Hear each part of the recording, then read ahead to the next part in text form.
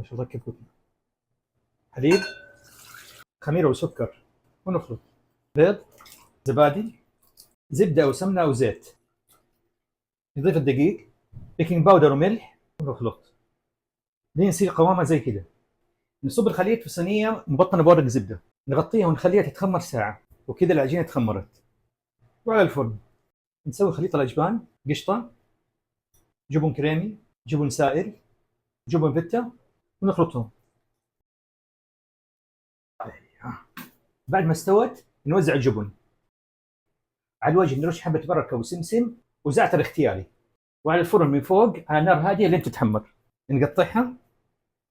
شوف الحلاوه ما شاء الله تبارك الله. نضيف عسل، نقول بسم الله. مره لذيذه والله. انا مستعد افطر واتغدى واتعشى فيها كل يوم. واضح معاكم شكل الصينيه ما شاء الله تبارك الله، كميه اللذاذه راحت هواء.